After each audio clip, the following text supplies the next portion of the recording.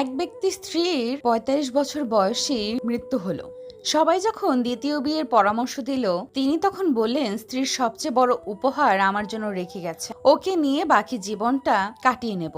ছেলে যখন বয়স্ক হলো, ছেলেকে সব ব্যবসা বাণিজ্য বুঝিয়ে দিয়ে কখনো নিজের অফিসে আর কখনো বন্ধুর অফিসে গিয়ে সময় কাটাতে লাগলো। ছেলের বিয়ের পর উনি আরো বেশি একাকী হয়ে পড়লেন। তখন পুরো বাসার দায়িত্ব তার বৌমাকে দিয়ে দিলেন। ছেলের বিয়ের ১ বছর পর উনি দুপুরে খাবার খাচ্ছিলেন। ছেলেও অফিস থেকে এসে হাত মুখ ধুয়ে খাবারের জন্য তৈরি হচ্ছিল। ছেলে শুনতে পেল বাবা খাবারের পর দই চাইলেন, আর বৌমা জবাব দিল, আজকে ঘরে কোনো দই নেই। খাবার খেয়ে বাবা বাইরে হাঁটতে চলে গেল। কিছুক্ষণ পরে ছেলেও তার বউয়ের সঙ্গে একসাথে খাবার খেতে বসলো। খাবারের পাত্র ভরা দই ছিল, কিন্তু ছেলে কোনো প্রতিক্রিয়া না জানিয়ে খাবার খেয়ে সোজা অফিসে চলে গেল। কিছুদিন পর ছেলে নিজের বাবাকে বলল, আজ তোমাকে কোর্টে যেতে হবে। বাবা, আজ তোমার বিবাহ হচ্ছে। পিতা আশ্চর্য হয়ে ছেলের দিকে তাকিয়ে বলল, বাবা, আমার আর বিয়ের কোনো দরকার নেই। আর আমি তোমাকে এত বেশি স্নেহ দেই যে তোমার মায়েরও কোনো দরকার নেই। তাহলে আবার বিয়ে করতে হবে কেন? ছেলে বলল, বাবা না, আমি নিজের জন্য আনছি না, নিজের স্ত্রীর জন্য শাশুড়ি আনছি। আমি তো কেবল তোমার জন্য দইয়ের ব্যবস্থা করছি।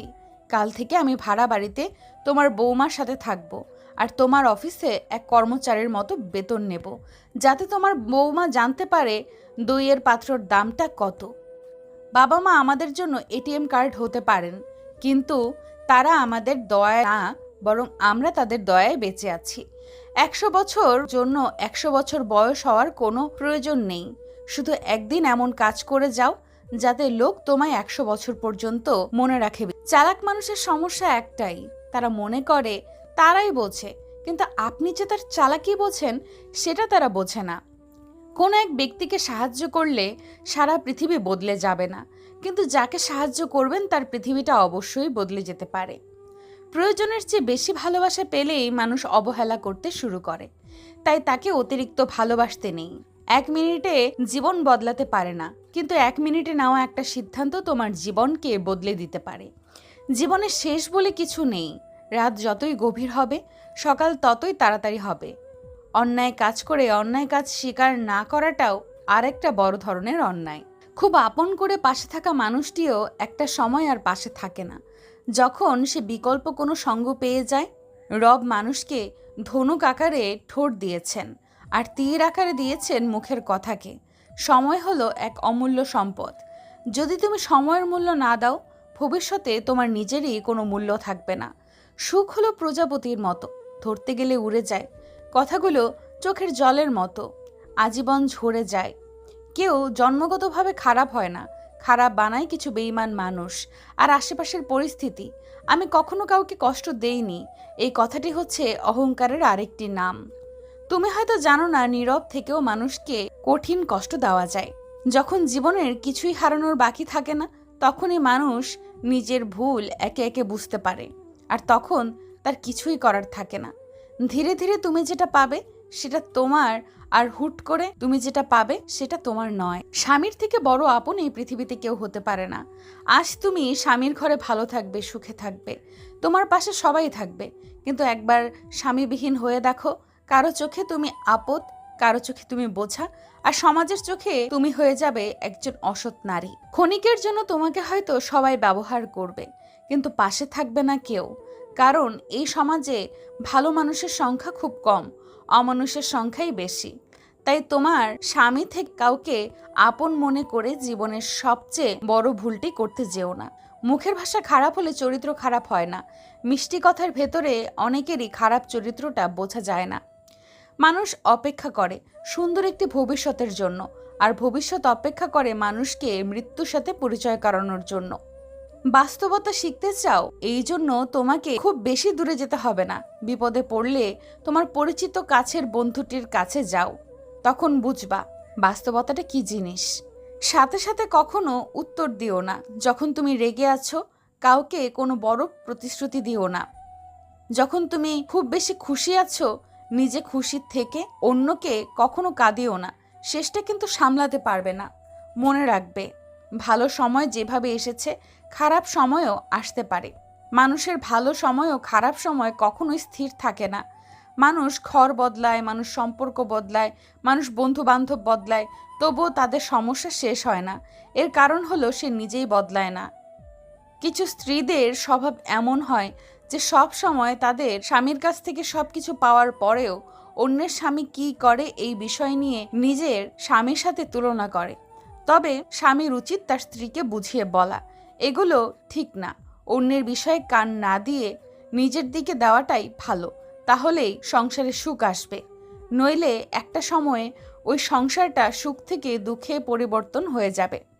আপনার স্ত্রীর মধ্যে এই 3টি লক্ষণ দেখলে বুঝবেন সে অন্য পুরুষের সাথে কিছু একটা করে। নাম্বার 1, আপনি যখন রাতে তাকে কাছে পাওয়ার জন্য ডাকবেন, যদি দেখেন তার কোনো আগ্রহ নেই এবং আপনাকে বিভিন্ন অজুহাত দেখাচ্ছে এটা না করার জন্য, তবে বুঝে নেবেন সে অন্য পুরুষের স্পর্শ পেয়েছে।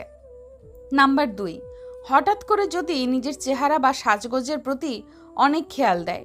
নাম্বার 3, যদি বিভিন্ন ধরনের অজুহাত দেখিয়ে একা একা বাইরে যাওয়ার চেষ্টা করে, তখনই নিজের সন্দেহ বাড়ান। ঘুম আসে না দুটো চোখে, হারায় মুখের হাসি। মানুষ এখন রোগে কম, মরে ভালোবেসেই বেশি।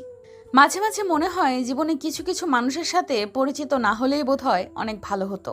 ফিরে যেতে হবে জেনেও যখন পৃথিবীতে আসা, হাসি মুখে জয় করে নাও সকলের ভালোবাসা। বিশ্বাস করতে হলে এমন কাউকে বিশ্বাস করো যার মধ্যে নীতি আছে, যার মুখের কথা ও হাতের কাজে কখনো নড়চড় হয় না।